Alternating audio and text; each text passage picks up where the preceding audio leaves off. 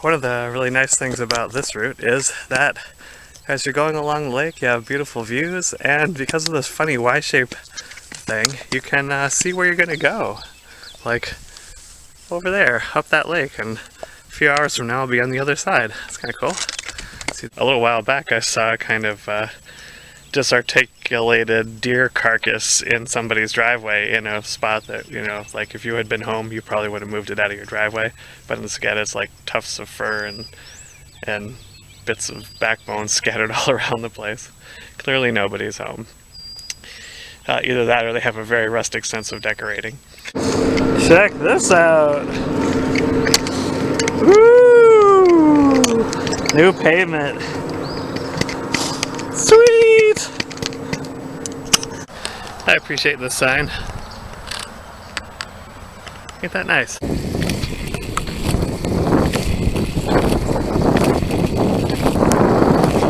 Whee!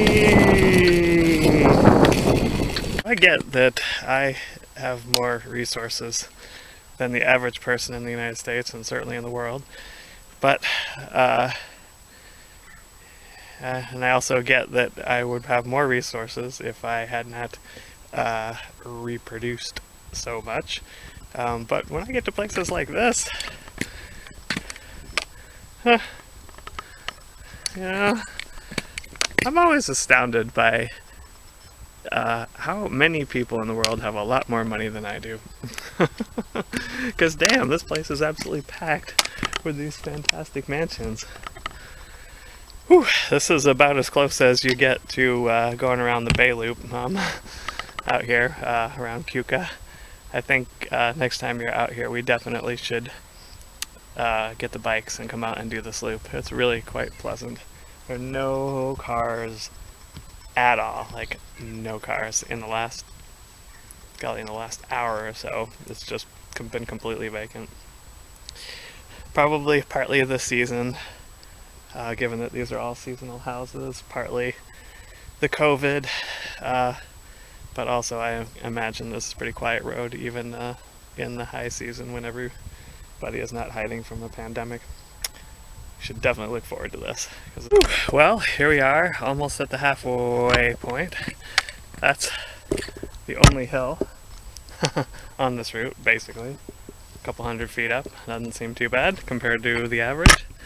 And interestingly, I was just passed by a guy on a bicycle who I passed earlier on the other side of the lake. He was going the opposite direction. And yeah, so in between there and here is about a third of the lake. So he did 2/3 of the lake when I did 1/3 of the lake, which either means that bicycles are significantly faster than roller skis, or that guy is a particularly good bicycler, or both, or I am a particularly slow roller skier and he is maybe an average or good bicycle. Anyway, there's a lot of variables involved, but suffice it to say, I did 1/3 and he did 2. Damn, he looked pretty surprised to see me, but I was more surprised to see him, I think. Anyway, up the hill I go. 14 miles to Hammondsport. Yay. Still no cars.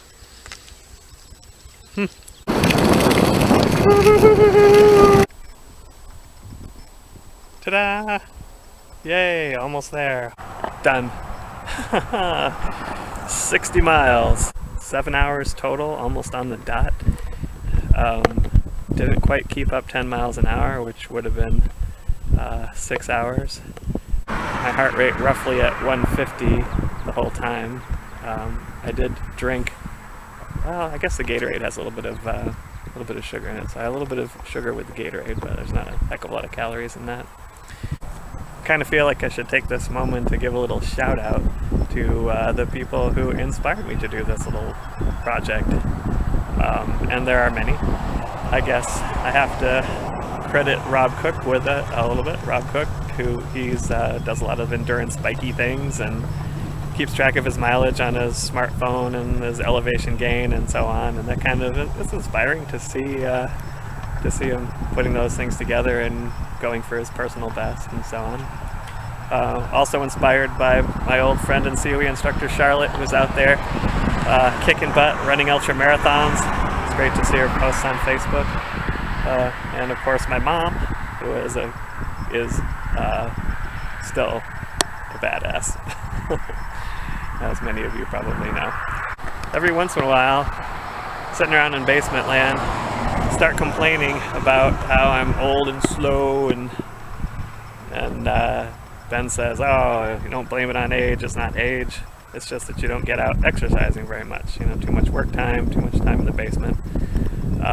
And I always kind of chuckled at that and thought, oh yeah, well maybe, but you know, secretly thinking in my heart of hearts, nah, I'm just old and I'm never going to be able to do anything like this again. But this COVID-19 thing has kind of slowed work down and given me some time to be out and to take those opportunities to go out and train more extensively. And dang it all, Ben is right. I just skied 60 miles around this lake, almost 10 miles an hour. That's pretty damn good. I'm pretty sure that was faster pace than I did 7 years ago around Keuka. Although I did have different roller skis at that time, so who knows. But anyway, it's not a bad showing for my age, or it's not a bad showing for any age, really. I mean, it's pretty freaking good to roller ski all that way. So dang it. Oh, okay, he's right. This is a really good lake to roller ski around. The traffic was almost non-existent, there were no obstacles, the pavement was okay with the exception of West Bluff Road. If that one were just fixed, then this would be really the best thus far. Friendly people, for the most part. Only had one person beep at me in a nasty way, and it was kind of odd because it was on a complete straightaway with a you know, a passing zone that went out of sight, and yet the person beeped at me and beeped at me and beeped at me, even though all they had to do was turn their steering wheel ever so slightly to the left. Yeah, but by and large, pretty good. Got a lot of thumbs up, a lot of enthusiastic people. One guy even offered me some Gatorade, which I would have accepted were it not for the global pandemic. All right, bye.